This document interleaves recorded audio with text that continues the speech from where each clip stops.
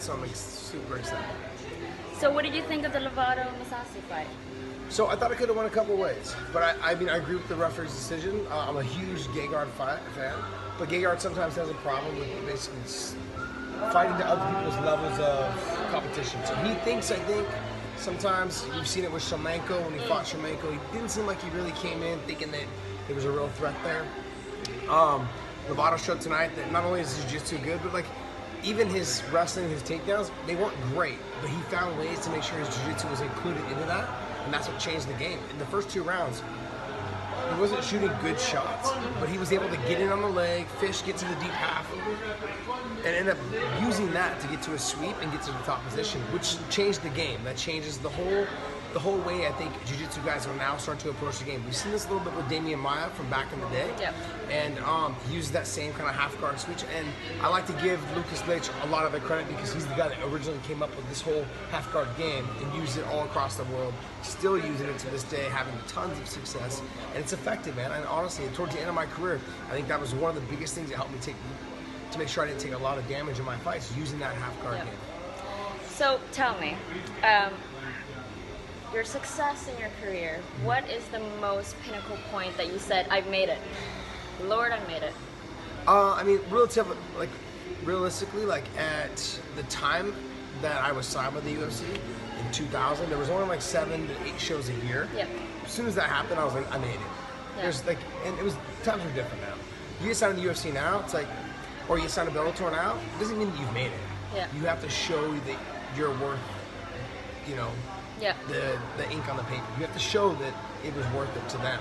And so that's what's hard, I think, for a lot of these young guys. They sign on and they think like, oh, I made it. No, that's when the real work starts. And it only gets tougher and tougher. That's why when I tell people, when you sign to a big organization, quit trying to say like, I'm ready for a title shot. I'm ready for a top 10 guy. No, take your time. Your money is not where it should be anyways at that point in your career. I went through phases where I was like, oh yeah, I want to fight the best guys, but I wasn't making a ton of money. So I was putting my foot in my mouth. Why are you gonna fight the top 5 or the top 10, top 10 guys in the world, you know, and you're only making, say, 100 grand? It doesn't make any sense. You should be trying to fight guys that are in the top 15, slowly work your way up. Now, of course, there's dangers that come along with that when that happens.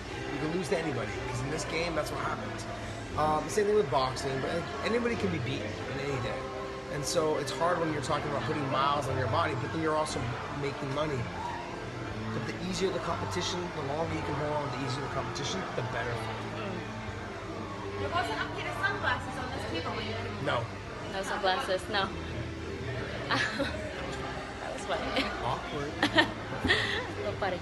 And last question. So, did you ever take dancing? Because I've heard dancing makes your footwork, you know, great. Well, first off, I'm half Mexican, so we're just born in our bloods. So we know how to salsa, we know how to cha-cha, we know how to actually dance. So it just comes naturally. I've been dancing since I was younger. Love to dance. I really enjoy it. We gotta see that. I've never seen him dance. Have you guys?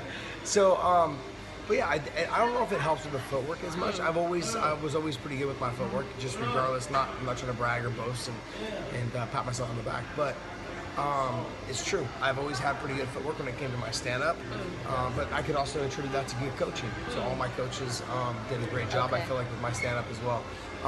Normally you see like wrestlers, they have 2 left feet. They don't really have great stand-up, like it's good footwork. So I grew up wrestling, and I also grew up playing soccer, which gave me, I think, playing soccer, which in the UK is called football. But I think that also helped with the ball handling skills, learning how to use my feet, and then moving on with dancing, you know, and other sports as well. But I think those 2 things complement each other very well. So with soccer and with wrestling, kind of got me out of,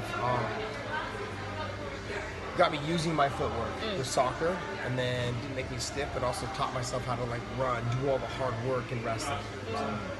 Well, very interesting. Well, thank you so much, Josh, for this interview. And by the way, this is her first Bellator. This is my first Bellator. This is her first Bellator. So I'm interested to read all the articles and everything you've done and see how we put it all together. I'm gonna see if there's any criticism. I've learned so much from Josh over the past few days.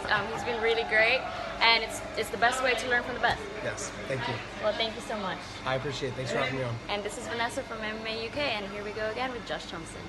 Thank you. Bye.